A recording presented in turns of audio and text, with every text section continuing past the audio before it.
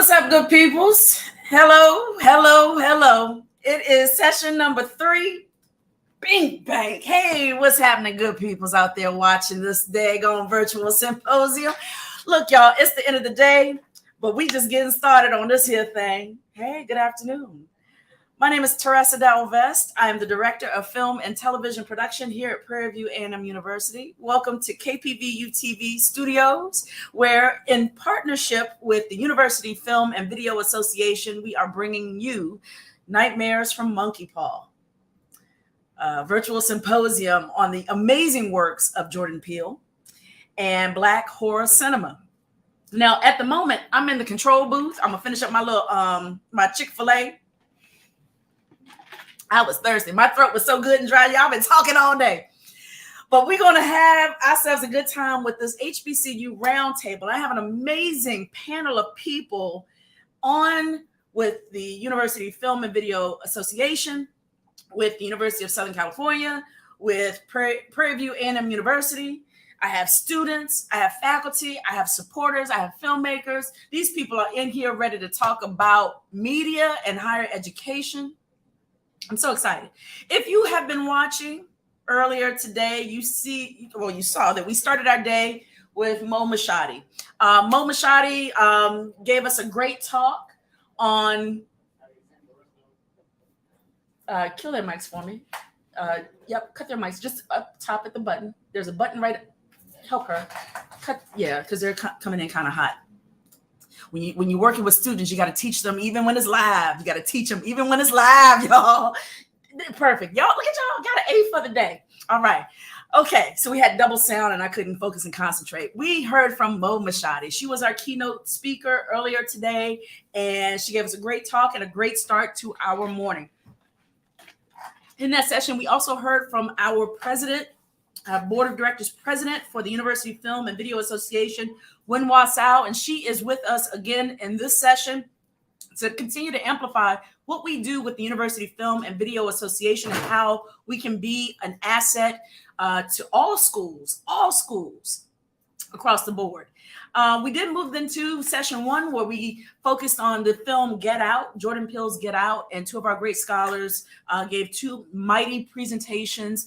Get Out, the birth of a new direction in horror, where Dr. Fred Bonner spoke on the disembodiment of Black faculty and staff at PWIs, or predominantly white institutions. I should say that because we shouldn't assume that everyone, we shouldn't say that to the peoples and the people. We shouldn't assume that everyone knows all the academic acronyms. So I shouldn't say PWI and HBCU. PWI, predominantly white institution, for those of you who are watching and do not know. HBCU, historically Black colleges and universities. And so we had a great talk about that. Dr. Heather Addison also was a part of that session. And she gave an amazing talk on the sunken place, possession and paranoia in Get Out.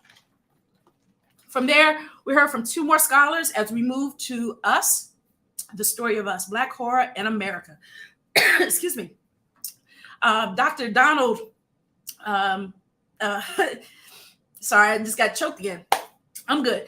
Diefenbach, he spoke defining Blaxploitation, Black voices in horror film, from William Crane to Jordan Peele. And then finally, we heard from Nicholas Smith, who also spoke about horrors in Haiti, digging up socio-cultural truth in The Serpent and the Rainbow, classic film from the 90s. And so now that brings us to session 3.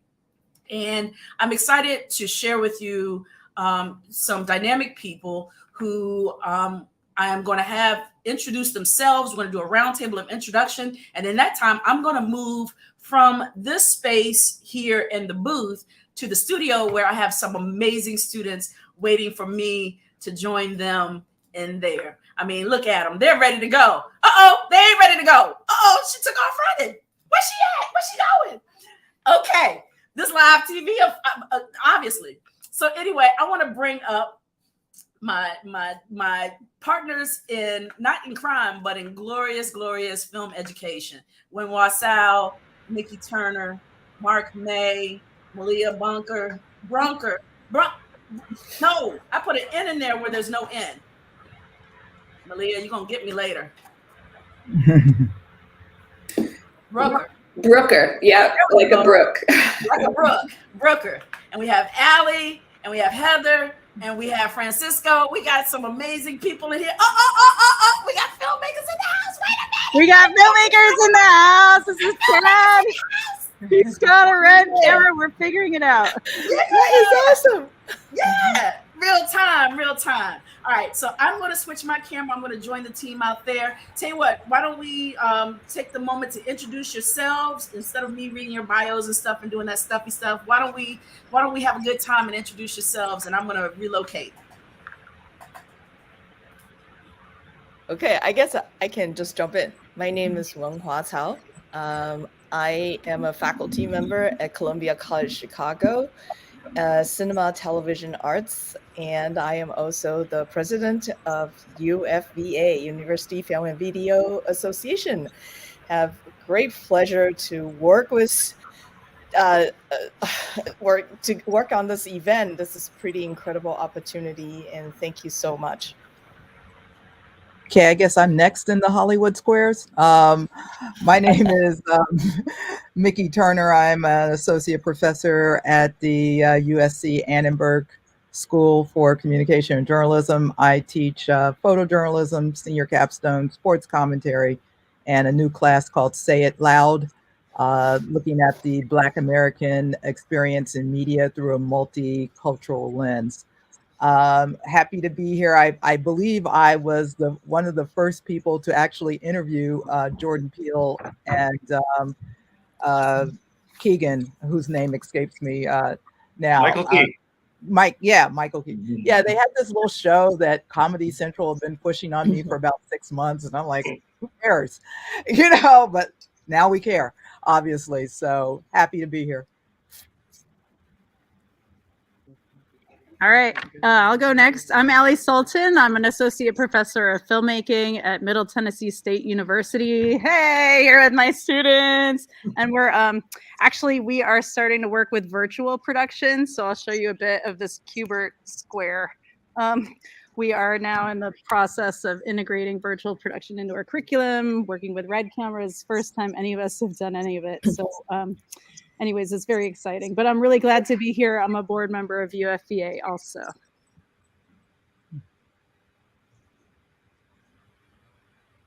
I think for me, I'm next. My name is Lilia Brooker. I'm an associate professor in the School of Communication at Florida State University, and I teach almost exclusively documentary filmmaking and editing and documentary, things like that. I make documentaries, I make dance films. I barely watch horror films, so I can learn a lot today. Excited to be here. And I'm executive vice president at UFVA.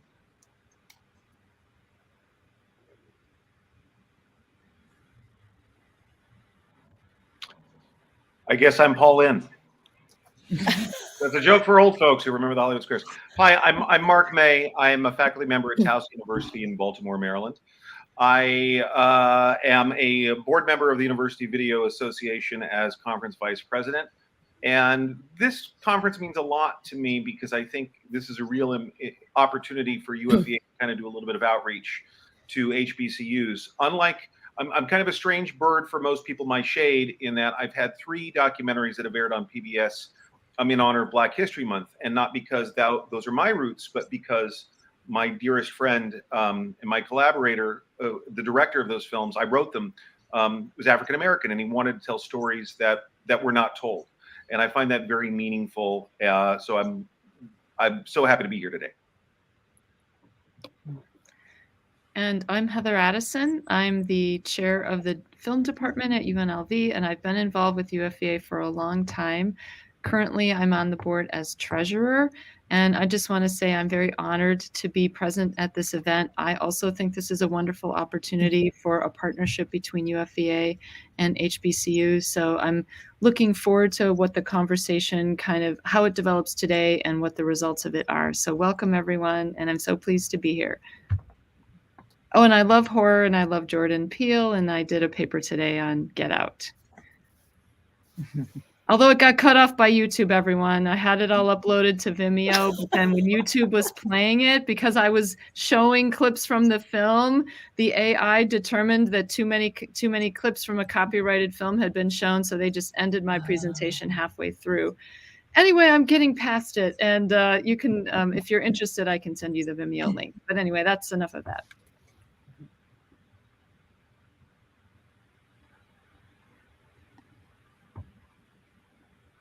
I think it's It's me. Hi, Yeah. Francisco Menendez. I was waiting for the camera to zoom in like that. I'm the founding artistic director of the UNLV Department of Film. I'm a former president of UFVA. I welcome this conference, and I feel welcomed to be here. I'm currently the president of the University Film and Video Foundation, and therefore I'm a honorary member of the board of UFVA. Love horror to a point, and really want to hear the perspectives. I'm from El Salvador. That's where I was born. I was there till I was 18 years old, and came up to the States and built this program here, and very interested in inclusion and diversity in academia.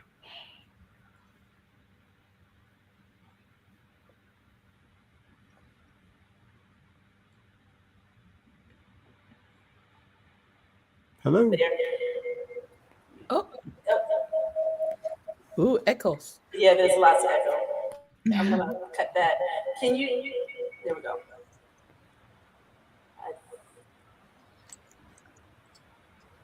Okay.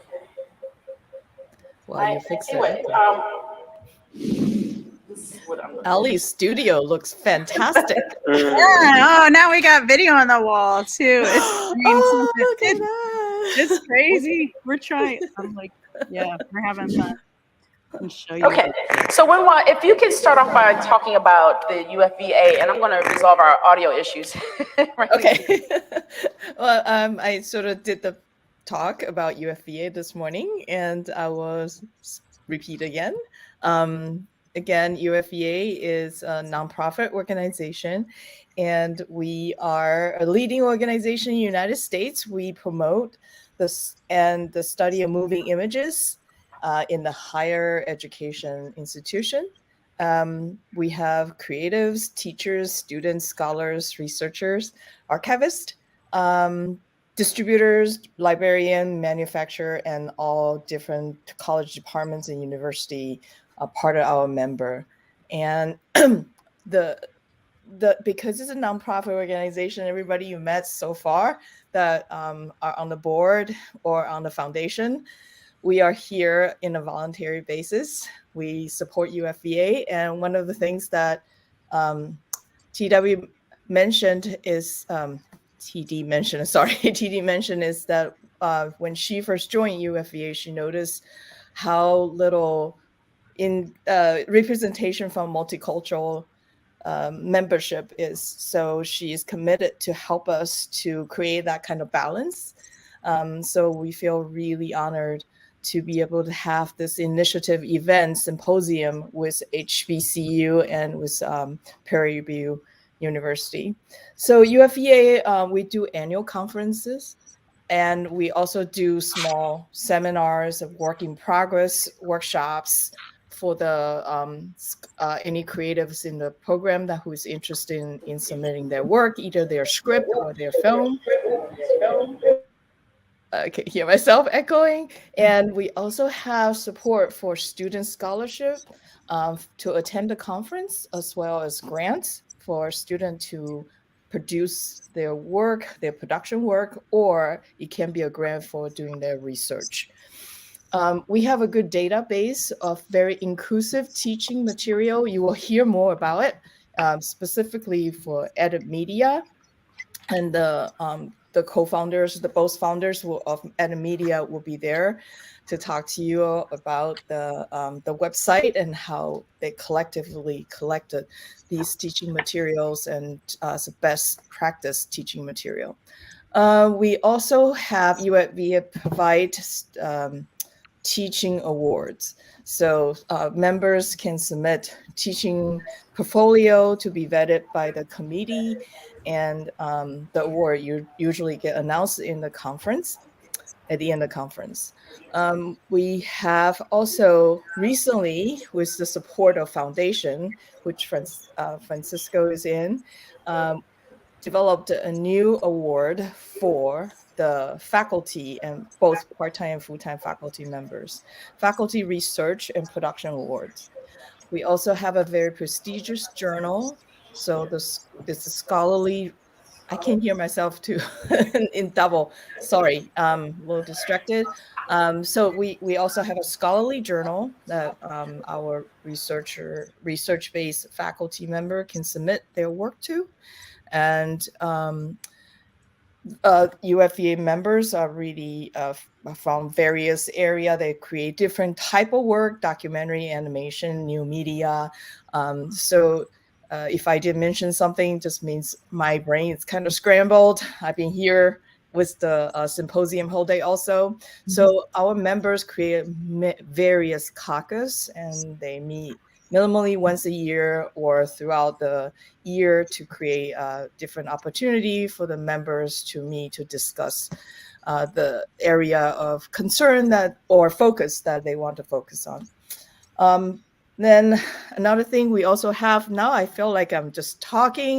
The last thing I would say would be that one of the benefit of UFVA that we really put it out there is for all the members institution to post their career posting, any job posting. So I think I will stop there, and we can talk about the community. As you can see, we have lots of board member in participation. Okay. I think we Is that good?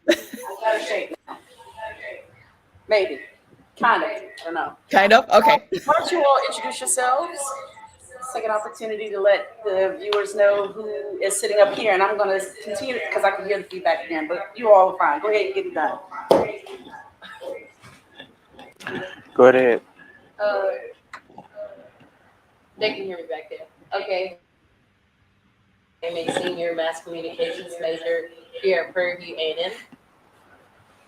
Hello, my name is Shanique Brown, and I am also a senior mass communications major here at Prairie View A&M. Rocking my USC merch. That's what's up. Hello, everybody. My name is Caleb Carter, and I'm a junior mass communications major here at Prairie View A&M.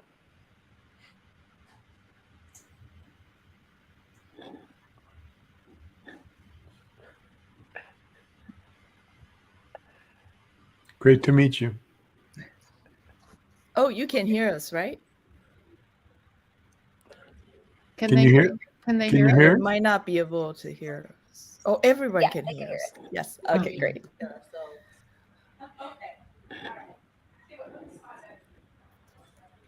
This is a complicated Y'all watch technology. Jordan Peele movies? Yeah.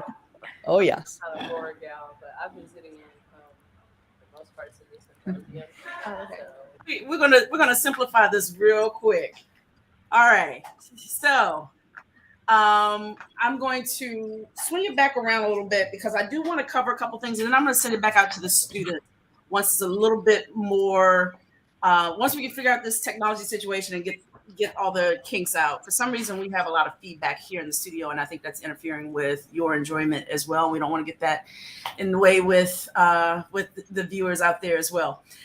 First things first, I would like to start off by amplifying what this initiative is that brings us to this particular event. All right, and I am going to share a brief presentation so that our viewers can understand why the University Film and Video Association is committed to working with our HBCUs, and especially at this point in time. So let me pull up my presentation, and we're going to share all the way out. Okay. All right.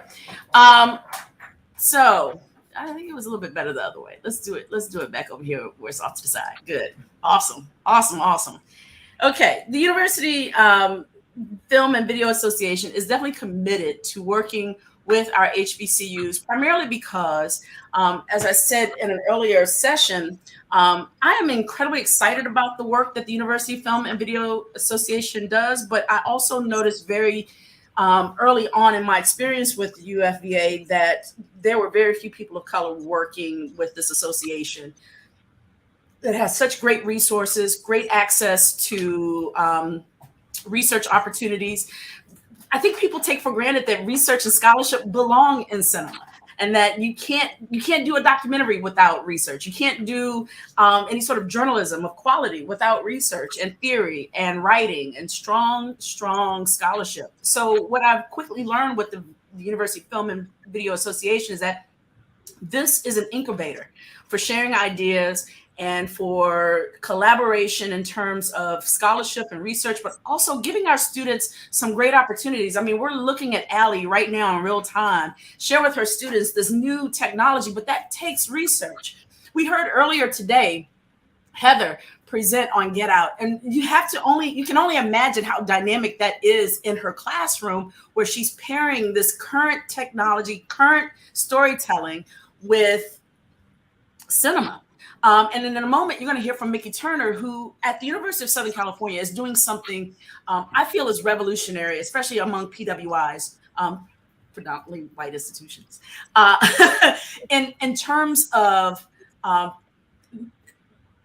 meeting HBCUs, finding out what resources those schools need in the way of students interested in graduate school. And I have to say, what she is doing at USC truly served as an inspiration for what I envisioned with this particular initiative with the University Film and Video Association.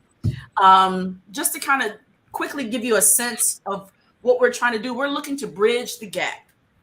We're looking to bridge the gap because HBCUs are woefully underfunded and do not have access to the same resources that some of our great PWIs have. And so we want to start closing that gap. And the board with the University Film and Video Association share that mission.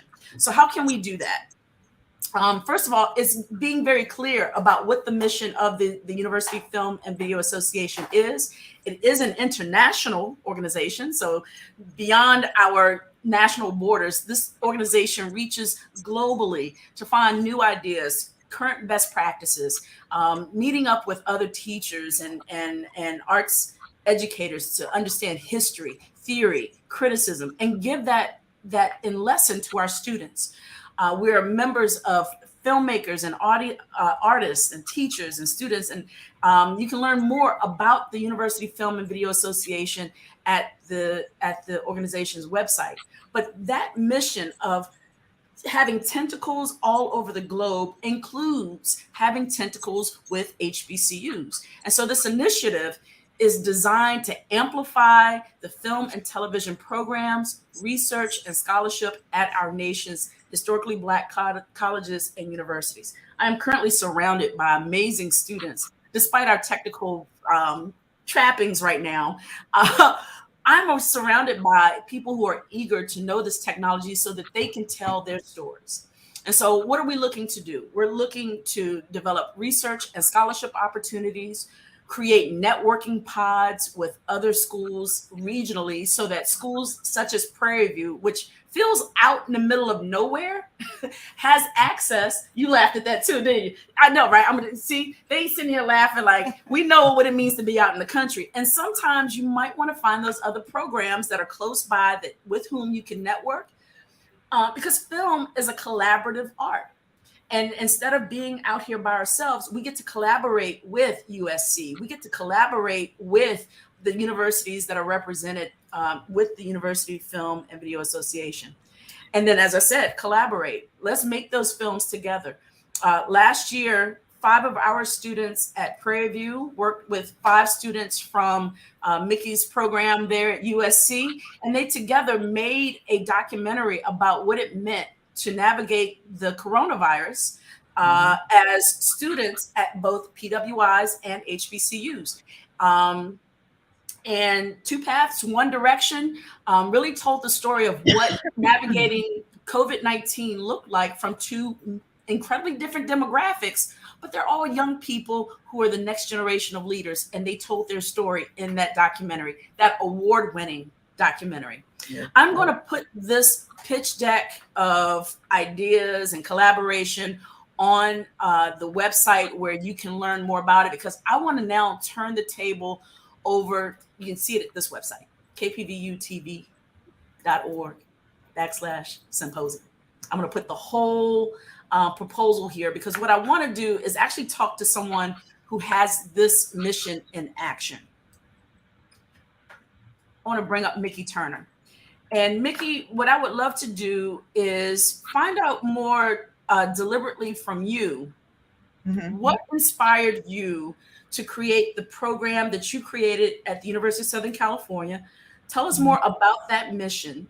And I think as we discuss, you'll see some of the segues, some of the connections between USC and the University Film and Video Association, and how we can kind of mirror some of that activity and even partner in some of that activity. Absolutely. Well, this initially started with me going to our Associate Dean of Admissions, Allison Hill, and saying, hey, send me out on the road. I want to go recruit. And she said, okay, no problem. And I said, can I go recruit at HBCUs? And she said, absolutely. And ironically, she says, I want to go to Prairie View. That was the first school she mentioned to me. And, you know, like TDV said, it was kind of off my radar because I did attend an HBCU, but I attended the Eastern Seaboard HBCUs. So that's basically what I know from, you know, like FAMU up to like Howard, and nothing sort of west of the Mississippi. So we decided that she had a program that kind of faltered along the way, where we would bring in faculty from HBCUs to do some training with them here with our faculty in various different disciplines. And I'm not quite sure what happened to that. It kind of precedes my coming here. But I said, well, why don't we try and create some partnerships with some schools? And Prairie View was the first school that we did create that partnership with. We did some faculty swaps. I came down to recruit a couple of times. I will say that every person from Prairie View who has applied to Annenberg has gotten in. And I was just with one of the alums last night at the NFL Network, got that job right after graduation. And they've all done well. So we see that it's working. We see that we need more of that. Our students need more of that, particularly the white students here, because one of the things that we still suffer with is perspective. And a lot of times, because our newsroom is student run, they don't understand the importance of some stories that may have some significance within the Black or Latino or even the Asian community. So this is part of the reason why we want to establish these partnerships, so that our students, you know, become more culturally aware and accepting. And even though we're not a film school per se, we do have an award-winning documentarian here in Dan Bierman. And I always kind of say, you know, we do have the #1 cinema school here, which is very difficult to get into. But I always say the easiest way to get into SCA is through Annenberg and through some of our graduate programs, particularly specialized journalism, because that program allows you to take classes at any of the 21 schools here. So if you wanted to focus on production or screenwriting or whatever it is that you want to do at SCA, you could go and do that and just, you know, satisfy your core courses at Annenberg and take all your electives at SCA. It's almost like the same degree, having a degree in cinema. So, and just to follow up, you know, the 3 students who are in the studio, and they were here this weekend, Caleb, Kisan, and Shanique. I'm sorry, Shanique, right? Is it Shanique? Yeah, Shanique's out there. Shanique. Yeah. Yeah. And she's repping her Cardinal and Gold. Happy to see that. We had a great time with them. It was a tremendous blessing to be able to engage with them. They are so smart. TDV and her crew down there, they do such a great job with these students. They're always on point. And, we just want to keep doing that and doing more of that. And we had students here from Howard, Spelman, North Carolina A&T, from all the HSIs here in the local area, Cal State Fullerton, Cal State Long Beach, Cal State LA. And we had about 120 kids here this weekend. They came in Friday night, left out Sunday morning. So it was a great experience, I think, for them, but even a greater experience for my administrators, particularly, to see what can be done and what needs to be done. I'm going to open their mic again. I'm going to try my best to give them an opportunity to speak to the experience they had at USC last week. How many students did we send to USC last week? How many students did we send? Like 59? No, I think there were 12. Let me tell you something. I had students left and right. And they're like, TDV, I'm not gonna be able to help you with filming on this weekend because I'm going to LA. And I'm like, are all of you going to LA? And I looked up, and half my senior capstone class were on their way to go hang out with you for the weekend. But there were a lot of Panthers here. Yeah, and what it does though, and this is where I'm excited for the University Film and Video Association, is that again it goes back to perspective. This is not a one-way track. This is not about what the UFVA can give HBCUs. We're not looking for that. We're looking for those partnerships, those collaborations, those opportunities to. I would love to be in a space with Allie and her students, and have Allie come from Nashville to Houston and do some of these conversations. I would love to have a handful of students go to Baltimore and understand what it means to have a good crab soup, but also work with Mark at Towson, and then go over and work with some folk over in Bowie and come down to Howard. And I think what it is it's the conversation you and I have had. And I feel like I'm yelling because I get excited and I start yelling. And I want to make sure Winwalk can hear me too, because I know the audio was messed up. I want students at PWIs to come here as well. I want students to understand that HBCUs and PWIs are not necessarily that terribly different in terms of the academics, the scholarship, the research. But what I think is different is perspective. Yes. And I think a lot of times when we talk diversity, equity, and inclusion, we get it in our mind that what it means is we need to create programming so Black people feel they're included. And that's not necessarily what it is. What we need to also do is, Nick Smith said it earlier today in the session, increase empathy. Right. Enlighten. Create opportunities to increase empathy, and we can do that through film and education. I'm gonna no doubt. I'm gonna try my best to switch it back over to the students. I want the students in the studio to tell us.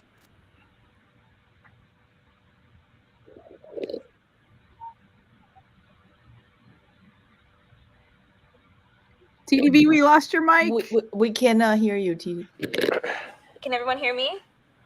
Yes. Yes. Thumbs up? Yes. Okay. My experience at USC, and hello, my name is Shanique Brown. My experience at USC was amazing. I wouldn't have been able to experience the campus and be able to go on campus if it wasn't for the opportunity given by Miss Mickey Turner and TDV and getting us there.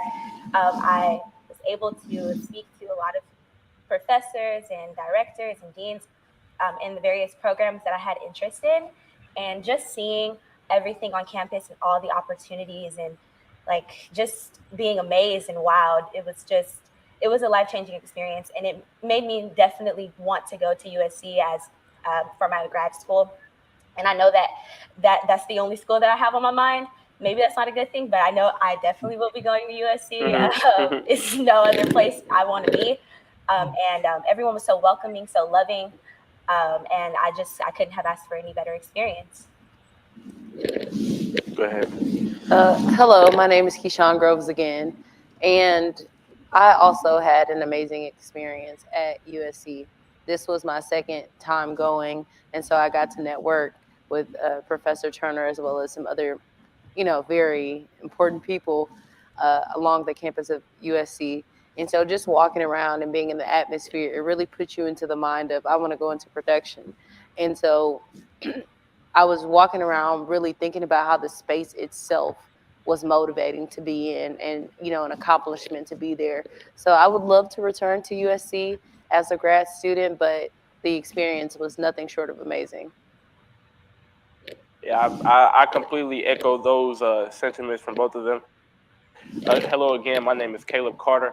And if there was one word that I could just like summarize my USC experience, it would be accessibility. Because little did I know, I believe it was that Friday, I was talking to a lady and we just were having casual conversation. And come to find out Saturday morning, we were at a breakfast just eating, going around. I just happened to find out that was the former coach of the LA Sparks.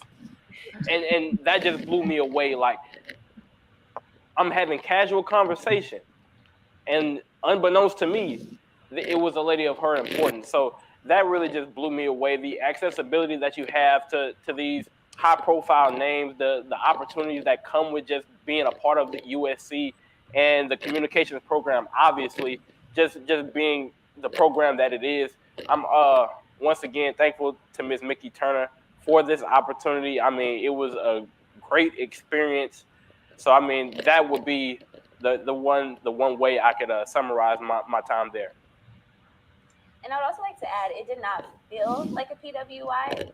Besides the resources, but the people, it was very diverse. I did not feel as though I was outcasted or felt like I was excluded. Of course, coming from an HBCU where I am always around people that look like me, I entered USC and I didn't really, feel fazed by that. I was a little nervous and felt like, wow, am I going to be able to, be in the same spaces and rooms with these people and show myself and feel as though I'm worthy enough to be in these spaces. But I didn't feel that way. I felt the diversity and I felt that everyone was just ready to make sure everyone was included. And so I think they all can kind of attest to that, the diversity aspect, and just everyone being so open to discuss their experiences and things like that. Yeah, I mean, definitely. I mean, when you talk about bridging the gap, I mean, just the amount of people who were just willing to, give me their email, give me their number, saying, hey, don't feel bad about reaching out. That really stood out to me. And that let me know that, although going to USC may present some unknowns, that I have some people in my corner who are going to look out for me and they want to see me succeed in the future. Absolutely. So have you did your application? See, I'm a junior. That's the only reason why I haven't done my application. But trust me, I talked to Dean Allison Hill. She will be getting my application when I graduate. Trust and believe. So I've already started my application. I'm ready, preparing my reel, and I'm confident. And I know Keyshawn also is. Keyshawn's confident. We're all confident because although we go to an HBCU, we do have loving support, and we've been preparing for all our lives for this. And so hopefully, things will work out the way that they need to for us to be accepted. They have the same technical at KPVU that they have I at have Harvard. started my application. Can y'all hear me? I'm not sure. Can y'all check? Are y'all checking? Yeah, they said yes. Okay, great. Thanks. I've also started my application and just looking at the requirements again. I don't look at those things that are on the list as an objective to keep me from, but it's a motivation to continue to do the things that I'm doing on the campus of my HBCU. I think that the work for this moment started yesterday and the day before that. So just showing up for myself I was really showing up for USC or all these other future endeavors. So to just get in to do the work, I was taught that here. So I can only imagine all the wonderful things that will translate once I am accepted into a program like USC or USC's program itself. So just continuing to build myself and build the things that are required for the portfolio or the resume. I myself am that portfolio. I am that resume. So continuing to show up for myself is continuing to show up for that thing. So I'm very, very excited. I love LA. I love the weather. I got to visit my family. Yeah, it was a little chilly when I was there, just a little bit. But I did have fun just being in the atmosphere. And it really was a motivating space to see those students on the weekend, on Friday, in the lab, as I like to call it, the studio. That's my lab. I like to focus. Seeing them doing what I'm doing and discussing, talking about curriculums and things. Let's just clear the notion that there is a gap. But for the most part, I am learning the same things that those students are learning. I'm able to engage in the conversation and really have a dynamic conversation that we are discussing and doing the same things. We just have access to different tools and resources. So knowing that, I don't feel out of place at USC. I know that I come with the knowledge that I need to excel, and that I also have a willingness to continue to work. Right. And like I always say, they have the same textbooks at PVAMU that they have at Harvard. So it's really all about how you apply yourself. And I'm so happy to hear you didn't think this felt like a PWI. It's the first time anyone's ever said that. Yeah. But great. I'm glad everyone was very welcoming and engaged with you in the ways that they did. Definitely. And just one quick thing, I want to, because Keyshawn, you touched on it, and it makes me want to give TDV her flowers right now, because, and I said this, I think it was Friday, but when I met Miss Mickey Turner, to me she was like USC's version of TDV, and I want to take that time to give TDV her flowers, because I mean, when Keyshawn said that, we didn't feel out of place at visiting USC, I can attribute a lot of that to TDV. I mean, just this beautiful studio that we're in, the opportunity that she's been able to present to us, the knowledge that she's been able to impart upon us.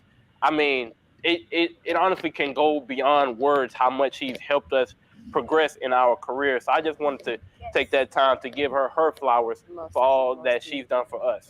I can still remember when this studio was just like, let's just say it wasn't renovated this nicely. And since I've been here since 2019, I've watched the studio grow and just the opportunity. So we're just grateful, and we are prepared. And although we may not be at the same budget level as USC or any other school as Prairie View, we don't feel like we aren't meant for those spaces. We're prepared, and I think that as long as we continue to meet people and network and reach out and continue to keep our hands to the plow, that we'll definitely be able to succeed. And we can see that through the works of Tony Hall and Tatiana Battles and students like those who have graduated from here and have made a name for themselves and been able to go on and prosper. So we're confident, and we're thankful, and we're grateful for those mentors and people that we have in our circles and our corners. So thank y'all so much. Can I ask a question? I don't know if can people hear me? Oh yeah, so I was going to ask Shanique, Kishan, and Caleb. So you're at Prairie View A&M, which is an HBCU. So can I ask about just kind of your journey? Were you looking for an HBCU when you were picking a place to study communication? And what do you think that has brought to your journey to be at an HBCU during your undergraduate years? If you each want to kind of talk about that a little bit, what's special about that atmosphere or that environment, and why were you seeking it, and what do you think it has brought for you or wrought for you? Go ahead. Okay, so I'll go first. I found the cultivation of self.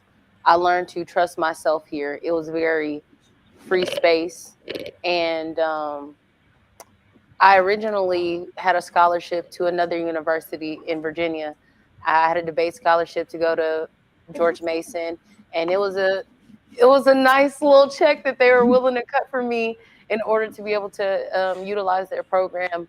But I woke up one day and something just, was screaming Prairie View. And in my 4 years here, I can say that it was not a mistake. it was not misguided, because there were people in my circle that were like, why would you do this thing? And I said, there's something here that I need, and that needs me. And so I was able to find myself along this journey, no longer really facing imposter syndrome the same way that I feel like I may have had I gone to a PWI prior to this. But I love this university. It's poured so much into me. I've poured so much into it. And it's just a space that you have to show up in order to have a great and working relationship. So I just show up. Period. That's what Prairie View has taught me. Show up, because the possibilities are endless, starting with TDV or professors like Mickey Turner. I hope that places everywhere, especially HBCUs, have those people that make you want to show up and help you to do those things. So yeah, I hope that answers your question. I believe for me, I did not want to come to an HBCU at first. I heard that HBCUs were bad. They were party schools. You won't be able to focus. You don't get the same opportunities. So many different stereotypes. And all I could say to those things were, I'm going to make my own story. Right? It's my life, and I'm going to choose where I show up at. If I decide to be at a party, then that's where I decided to be. But that's not going to help my career. So I know, okay, let me be at places where I know will help me. And that's just a choice that you have to make. So hearing those stereotypes like turned me away. And then I applied to all these other schools, and I'm applying, and no one wanted me. No one accepted me. My GPA was not that high coming out of high school. And so I took a chance on Prairie View, and Prairie View took a chance on me. And so I got accepted, and that's what brings me here today. And I remember orientation, I was looking around and I seen everyone who just were super hype, and they were, smiling, hey, what's your name? Or hi, where did you come from? And I'm just like, wow, everyone's so nice. I thought I was going to be, around people who may have had attitudes or may have not wanted to speak immediately to me, but I didn't get that at all. And when I was there for orientation, I felt like I was back at home, just living and being there with my hometown friends. So I said, okay, this is a place, because I'm a person all about feeling, and I know if it doesn't feel right, I don't need to be there. And so it felt right. It felt like this is where I need to be. And so just attending here, it's really just taught me about culture and about the culture that are my people. And just knowing that being in a space where I'm a scholar around other Black scholars makes me feel good, because I do see a lot of the representation in the media of Black people in general, and it doesn't make me feel good. And so just knowing that not every Black person is that way, it's, of course, obviously, but people still do believe that. And so just knowing that we all are different and we all come in different shapes and forms, it just was so eye-opening to meet so many types of people on this campus. You have organizations strictly for anime. You have organizations strictly for mentoring, and just so much organization life and students' Greek life, and the Greek atmosphere on campus is crazy, always just super on 100%. The campus does have its days where it's calm and collected, but Prairie View, it's one thing about us, we love to have fun, and we will have fun and be able to show up in those spaces, just like Keyshawn said. So that was my reason for coming to an HBCU, being able to feel that love and appreciation. And now, my ventures will be to a PWI, and I know that the one that I'm choosing, I felt that love, and so I'll continue to go places where, I feel loved and I feel accepted. Yeah, I mean, definitely. I can really agree with both of those, because when it came to me choosing a college, I go exactly to what Shanique just said. It was all about the feeling for me, because I visited the University of Missouri. I mean, wonderful communications program. It almost goes without saying how nice they were. I visited the Texas Christian University, also wonderful facilities, but it just didn't feel right. I visited a school in Houston called Texas Southern University. They have a wonderful communications program as well, of course, in the media center that is Houston, but it just didn't feel right. And I came on a visit to Prairie View, and I mean, their communications program was building, but it wasn't to the level of those, but it felt right. You know, it just felt like home. It felt like this is where I was supposed to be. So I guess I was immediately won over after that visit to Prairie View, and that's why I find myself here today. But one thing that I will say about Prairie View and how it's shaped my perspective on things is that one thing that my parents told me, as they were both HBCU graduates, my mom actually went to Prairie View, was that one thing about at HBCUs is that the professors will take care of you. And I didn't know what that meant until I got to Prairie View. And I'm sure that, you know, professors across PWIs will take care of their students. I have no doubt about that. But I really felt it here at Prairie View. This year especially. I mean, just so many professors reaching out to me saying, hey, Caleb, I see this in you, and I think you will be a good fit for this, so why not give it a shot? You know, them having the belief in me, even when I may not have had that belief in myself.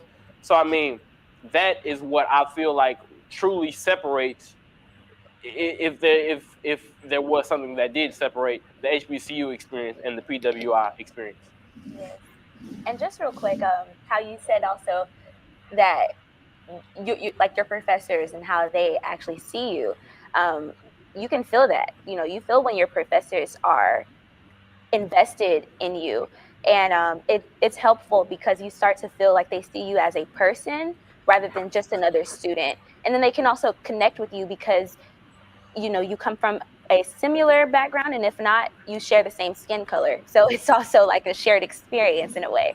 And so just having that and just being able to, like you said, you know, come together and be able to feel as we are loved by our professors and our community, that's the biggest reason for choosing the HBCU that we chose. Thank you. That's a great question. I have learned so much from the answer. Thank you so much. Yeah. No problem. No problem.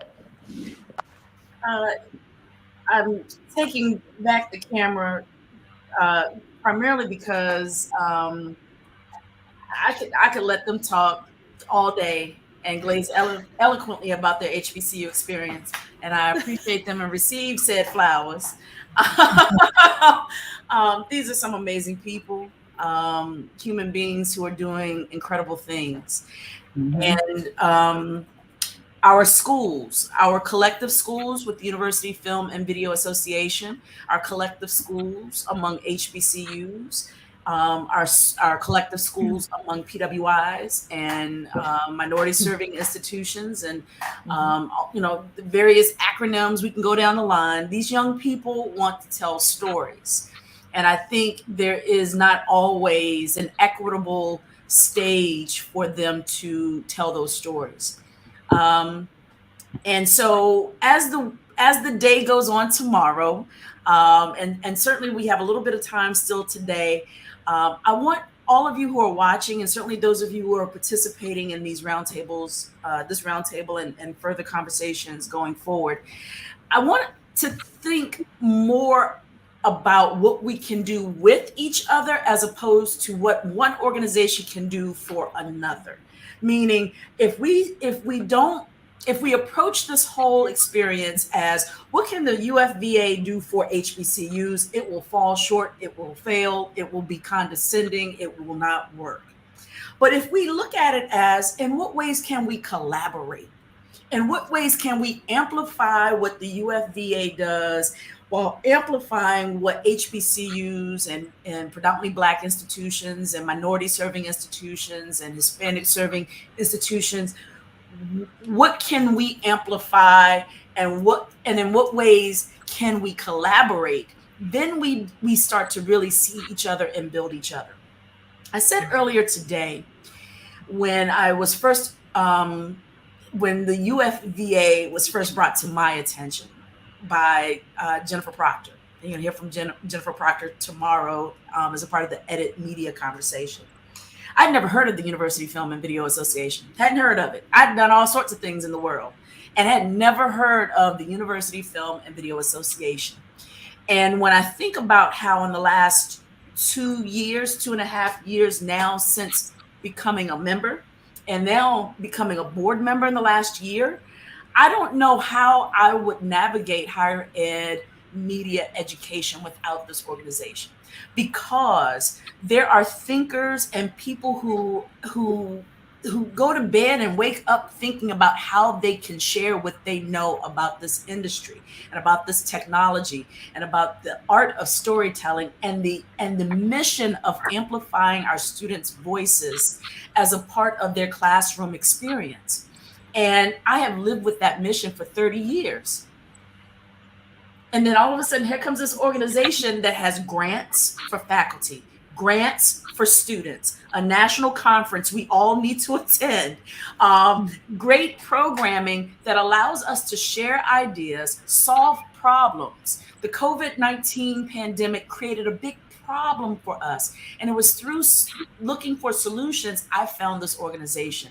And the fact that other HBCUs, other institutions that are still navigating their problems and looking for solutions should find this organization as well. So as a board member, I've made it one of my most dedicated missions to spread the good news about the University Film and Video Association. Those of you who grew up in the church, y'all know what I just said just now. You know what Allie know what I just said. Her face lit up just now. You know what just happened.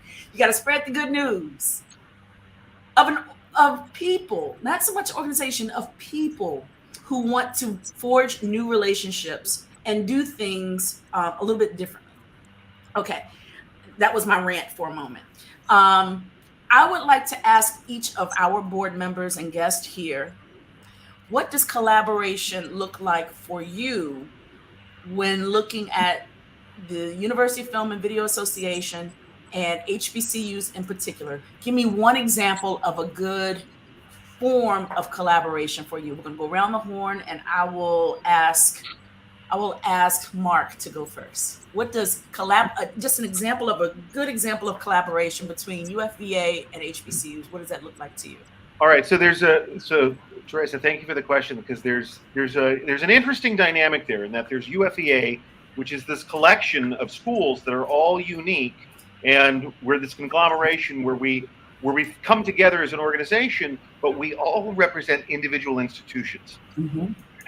And change and collaboration and friendship, those things tend to happen in little ways. My answer is going to be slightly long, but I want to say something. Yeah. So I'm a USC Trojan myself. I graduated in '98. And when I found out about Terésa's work and the work that she was doing with Mickey, my face just lit up. Because those are structural changes, but they start from two individuals bridging this gap, creating something that's going to last and impact students for a very long time and make their lives better. It's going to make USC better. It's going to make those students' lives better. It's going to make the world better. And it's going to lead ultimately to more success. It's great. They're able to do that at their own unique institutions. So for me, I have to think about how can I do it relative to my institution. I teach at Towson University. It is a PWI, but we're unusual because we're in Baltimore. We're also about 40% African Americans. We're a PWI, but we have a greater African American and minority population than many other institutions. So I got to think about my own students first, how I can help them. But in my immediate area, there are a lot of HBCUs. So it's like, okay, what can we do explicitly with, say, Morgan State or Morgan State, which is very close to us in the area, whom we have some relationships with already. What kind of collaborations can we do that are unique and specific to us, where we can potentially build a bridge so that the students in our environment can actually get an awareness? What I really love about what Mickey was saying and Terésa was saying was perspective.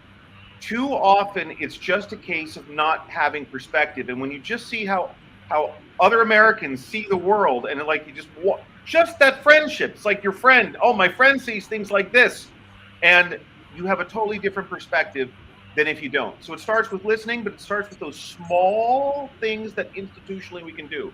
So I would ask, at my own institution, what can we do with other schools in the area? And then for my colleagues, I would say, what can they do? And particularly in my institution, we have a terrific African-American scholar, Dr. Kalma Young, who's on our staff. Her comment on Till, the new movie about Emmett Till, she was just on CNN.com talking about how can we address Black trauma without fetishizing Black trauma, which is such an important part of any conversation. And while we're already big partners on our own campus, but what we're doing now is we're doing programs that reach the greater Baltimore area. But explicitly, what can we do with HBCUs that's very targeted? And so I thank you for the question, because Terésa, now you're now forcing me to move explicitly in that direction, which is good. But I think we have to find something local. Yeah. Well said. Well said. I cannot wait to see Till, by the way. Ooh, that just looked like that's going to make my heart blow up. Malia. I saw Francisco had his hand up. Did you want to add to that, or I'll please, and then I'll be glad to. I actually, Mark, a lot of what I'd been thinking about lines up with what you're saying, in part because I'm in a college town, and for students who go to FSU, they think they're in a college town because of FSU, but we are in a town with FAMU, which is this excellent HBCU, historical HBCU. We also have Tallahassee Community College, and if I'm really honest, we haven't done enough to build that bridge with FAMU. We have a digital media production program in the School of Communication here that does sports broadcast, does documentary. FAMU has this excellent journalism school, and we've had guests come over here and there. As a person, I've gone to FAMU events, but we really need to do more bridging between the students, I think, between the departments in general. But and I really appreciate, Terésa, what you were saying about, it can't be that FSU is like, well, we're this huge school, it's what can we learn from FAMU? What can they learn from us? It has to be recognizing that we just are having similar experiences, but we have strengths at each place that we need to just have that conversation to learn and grow from each other. So really appreciate being here and hearing from the students and about that project and program with USC. I feel like learning a lot here. So thanks. Yeah. Francisco, and then hello. Yeah. Hi. So I just they think of me at the university as a guy who travels. I go here, I go there, and I do. I go and I do workshops in Mexico. I go and I do workshops in Bulgaria. But I think now, because of the pandemic, we got very effective at teaching, at least starting the conversation here. And if there's an interest, then you could take the next step of doing what Mark said, is creating a relationship between one institution that can become a relationship with several institutions. So I'd like to make myself available to those beginning Zoom conversations, students that want to talk about storytelling and finding their own voice, and listening to them as to the way they want to tell those things, and helping them put it in the frame that they want to put it in. Excellent. Ladies and gentlemen, I have to tell you, I simply adore, I think I may even have a little bit of a crush on Francisco, and I'm going to tell you why. This man, he's the president of the foundation, the UFVA Foundation, correct? Yeah. Yes.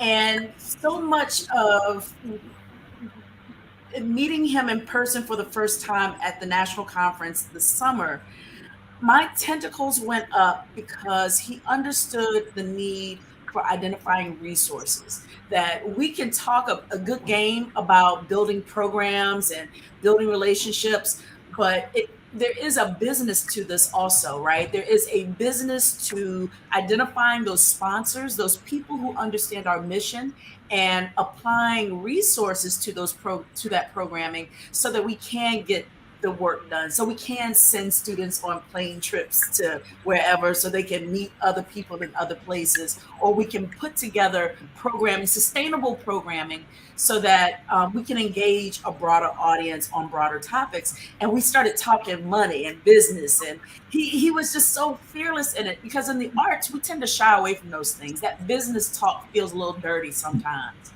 And here comes Francisco. I said something about, connecting with one of the banks, with Capital One, I believe, and his head turned around, and I was like, that's my guy. We're gonna talk about how we can build programming, but also make it sustainable.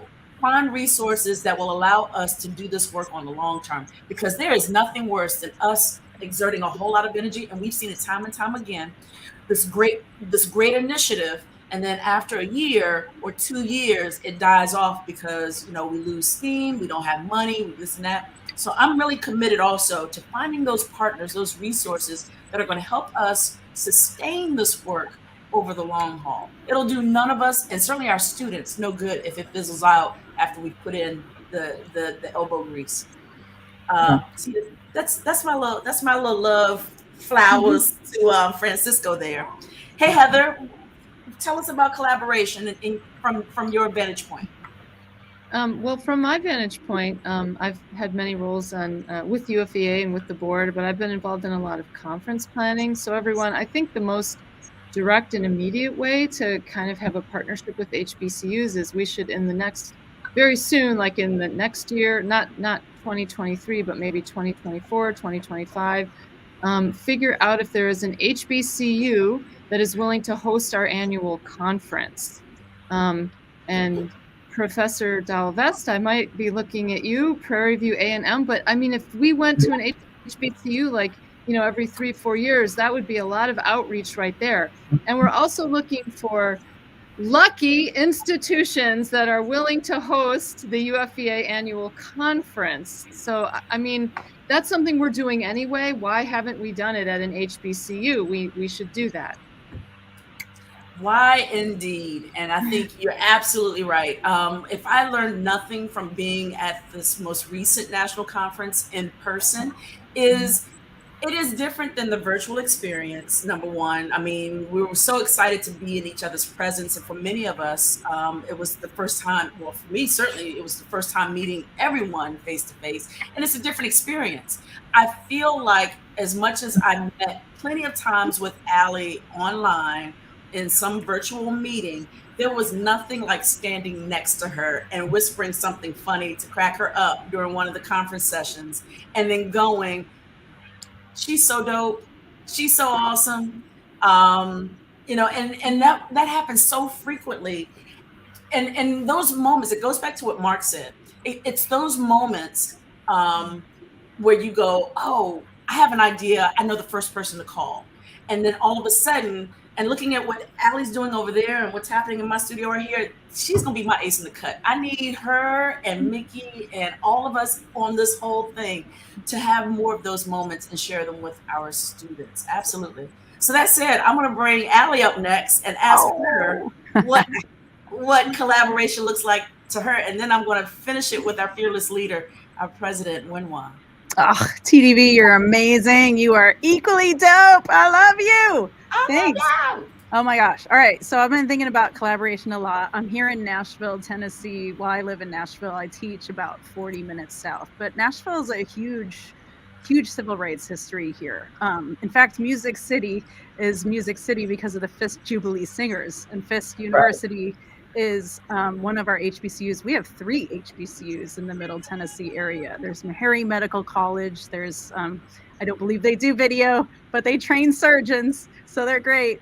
And there's a lot of stories there. And then Fisk and TSU, Tennessee State. The institution I'm at is Middle Tennessee State. And we are a public university in Tennessee, but our diversity here, we have a very diverse student body, not a very diverse faculty. And that has hurt us, I think, in a lot of ways, ways that I'm trying to actively change as we diversify our faculty. But one thing I would love to see is my students of color don't feel very supported here. And they don't have faculty that look like them to help support them.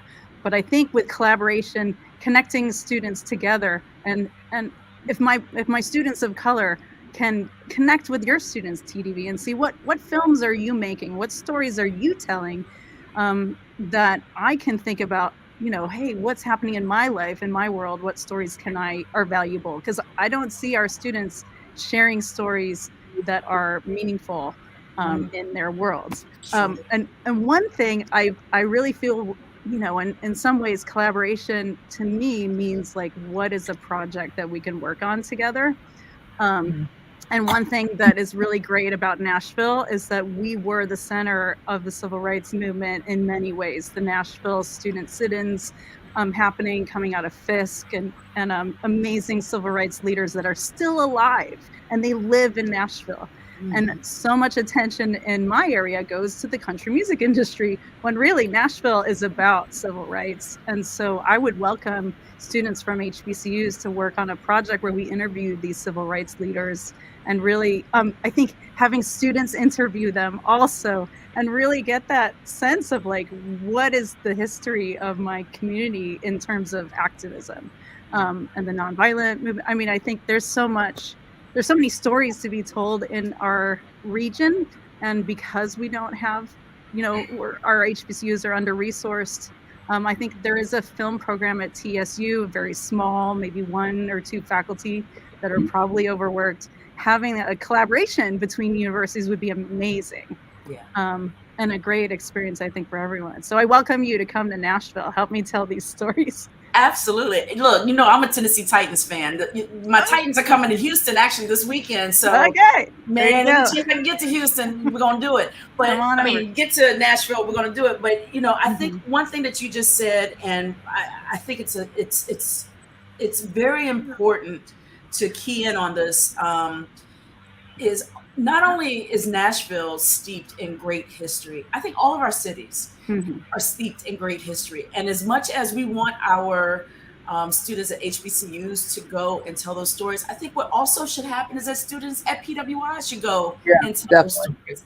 So that's one example of, it shouldn't be this one direction transaction, right? Because if I had a handful of students from USC and from Middle Tennessee State and from UNLV come to the Houston area, I promise you the inclination will be to cover oil or to cover, but there are some stories here that if you broaden your perspective and you cover those stories of civil rights and the Third Ward and the Black Cowboy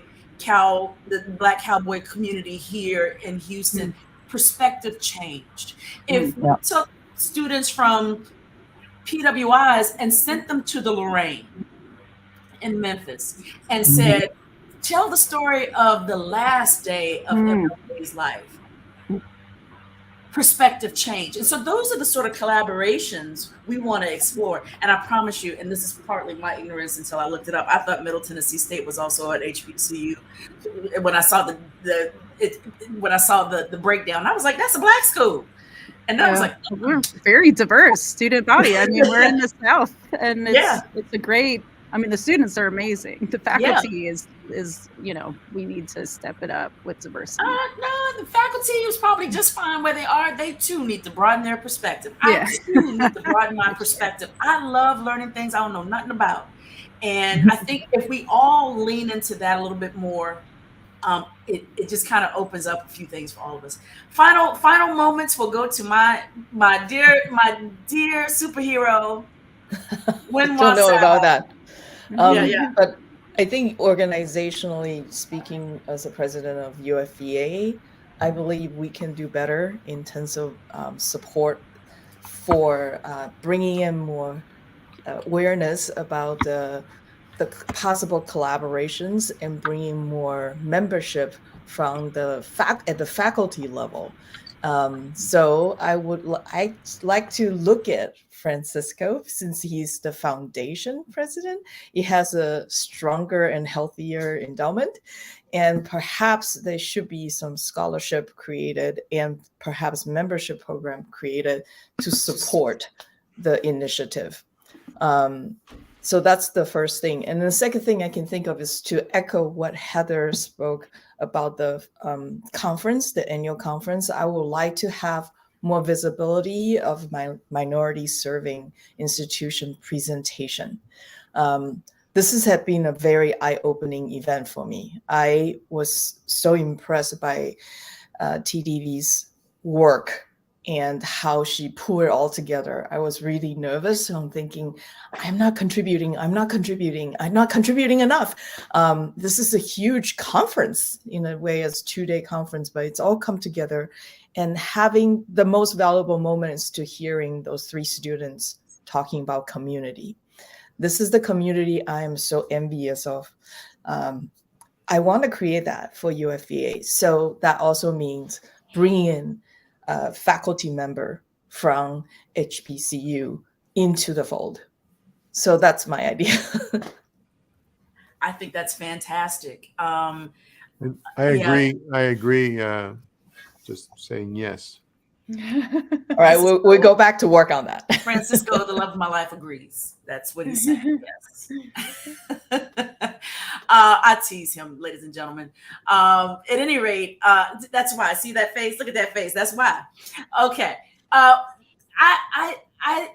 am excited to see what comes next for us as an organization and as arts educators and what we can bring to our students, obviously, but I'm excited to see what we can bring to each other. I think in the fearlessness in saying, yeah, this is not what I expected, or this is not what we need, or we need to encourage more people in this direction. We need to recruit more people of color. We need more women in here. We need more queer people in here. We need to be able to say that without worrying about how prickly it's going to be later. And I think that's something I really respect about this collective. And I appreciate you all being here today. You understand the work that needs to be done. You understand the mission that's in front of us. And I appreciate your fearlessness in calling a thing what it is and saying we need to do more, and we're ready to go forward and get that work done. That said, I am going to close out this session. I want to thank all of our members of the University Film and Video Association. I want to thank Mickey Turner with the University of Southern California for joining us. I want to thank all of you for spending today, day one of our virtual symposium. Can you believe it? We just decided, we're going to turn on our computers and make a whole conference, about Jordan Peele and his work. And it's so worthy. It's so worthy. And tomorrow we're going to do it all over again. Before I run out of here, let me just give you a little highlight of what you're about to see tomorrow. What I'm going to do, though, is make sure our tech is a little bit stronger.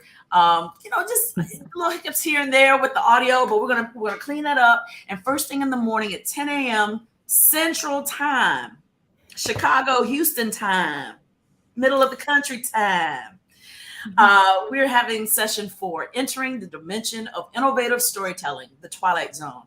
Another board member, Chrissy Guest, M.F.A. from Ithaca College, is going to join us and talk about her Twilight Zone crossover project that she's leading over at Ithaca. I'm also going to participate in that talk. I mean, that can't be a surprise to any of y'all. I've been talking all day. And talk about our new show, HBCU Today. It's a new show that we're producing with support from the Propel Center, Apple, Southern Company, and Georgia Power, among other supporters. And it's a new twist on amplifying historically Black colleges and universities. Then later in the day at about noon, we're going to talk best practices for innovative teaching and media production. We have some great organizations, representatives from this fine collective, the University Film and Video Association, from Edit Media, Edit meaning equity, diversity, and inclusion teaching media. So we're going to have some fine people from that organization. We're going to have a great scholar from the Jefferson School, the African American Heritage Center, from my hometown, Charlottesville, Virginia. As we know, in 2017, August of 2017, Charlottesville, Virginia became the center of the universe for all things crazy when it comes to race. And being someone from Charlottesville, I love that there's an organization there that still champions voices of all from all corners of the world, and they're going to participate in this conversation at noon, as well as the Propel Center, from whom we've benefited greatly with their generosity. 2 o'clock, we have the intersection between history, realism, and cinema. I'm especially excited about this conversation because, again, horror is nothing without history when it comes to Black filmmaking. We have seen time and time again how Jordan Peele, Monkeypaw has borrowed from American history, from real life occurrences, and have transformed that into what we see on the silver screen through films like Candyman, Lovecraft Country, and BlacKkKlansman. BlacKkKlansman, directed by Spike Lee, won his first Oscar as a result of that film, was produced by Monkeypaw, which I did not know until we were putting this shebang bang together. So we're going to talk some more about this particular conversation with Laura Johnson from the University of North Carolina at Austin. I didn't even the right city, right state.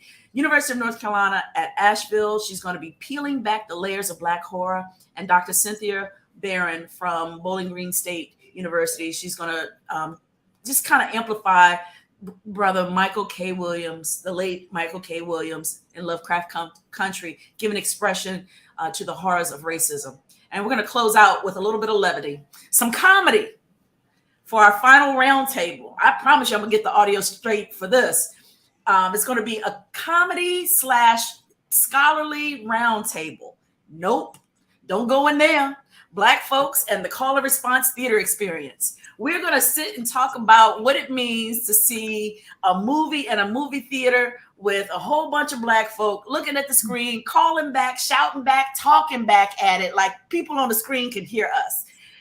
Whenever a good horror movie come out, I ain't gonna tell you no lie. When a good horror movie come out, I have to see it twice opening weekend. I see it with my people because it's always so much fun. It's like it's just you not watching that movie. You looking around to see what people gonna say. The pandemic stole that from us, and we're gonna bring it back and talk about it tomorrow at 4 p.m. Then I go and see it for the actual movie so I can hear it. But that first time, I go for the party.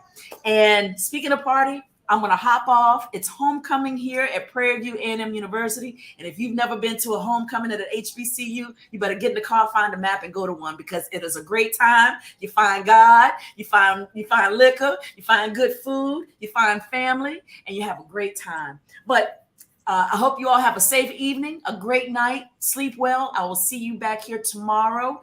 Again, you can see all programming for this symposium at KPVU-TV.org/symposium. All right, y'all.